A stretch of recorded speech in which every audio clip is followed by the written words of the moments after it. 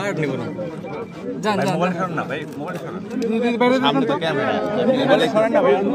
সামনে তো আমার সামনে ক্যামেরা, আপনি মোবাইলটার কথা বলছেন। 2009 সালে আজকের এই দিনে বাংলাদেশের জন্য, বাংলাদেশের সেনাবাহিনীর জন্য একটি কালো দিন। এই দিন বাংলাদেশের শত্রুরা এবং বাংলাদেশের যে সেনাবাহিনী, সেই সেনাবাহিনীর শত্রুরা তারা চক্রান্ত করে বিডিআরে যে অভ্যুত্থান নাম করে সেনাবাহিনীর চৌকস 57 জন সেনা কর্মকর্তাকে নির্মমভাবে হত্যা করে এবং একটা তছনছ করে দেওয়ার একটা অবস্থা সৃষ্টি করে সমগ্র নিরাপত্তা ব্যবস্থাকে।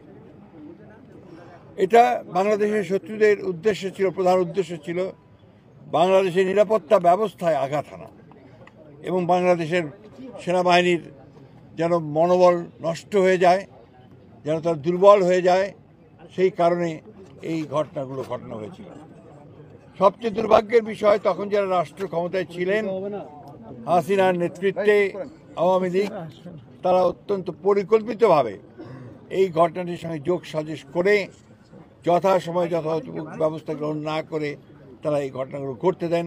2 দিন ধরে বিডিআর পিলখানাতেই হত্যাযজ্ঞ চলে এবং আজ পর্যন্ত, এখন পর্যন্ত এটার যে পূর্ণাঙ্গ সঠিক নিরপেক্ষ তদন্ত, সেই তদন্ত হয়নি। আমরা সরকারকে ধন্যবাদ জানাতে চাই যে সরকার অন্তত এটাকে শহীদ সেনা দিবস হিসেবে ঘোষণা করেছেন এবং আমরা আশা করব, প্রত্যাশা করব যে এটার পূর্ণাঙ্গ সঠিক নিরপেক্ষ তদন্ত করে সঠিক বিষয়টিকে উদ্ঘাটন করা এবং যারা দায়ী তাদেরকে তাদের শাস্তি নিশ্চিত করা, তদন্তের মধ্যে বিচারকে নিশ্চিত করা। এবং এটা আমাদের জাতির জন্য একটা কলঙ্কজনক ঘটনা।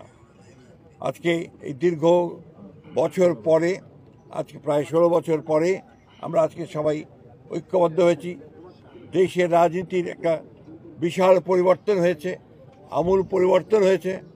বাংলাদেশের ছাত্র জনতা সেই ফ্যাসিস্ট শক্তিকে উৎখাত করে আমাদেরকে সুযোগ সৃষ্টি করে দিয়েছে আজকে একটা নতুন বাংলাদেশ নির্মাণ করবার। আজকের এই দিনে শহীদদের প্রতি আমরা গভীর শ্রদ্ধা নিবেদন করছি।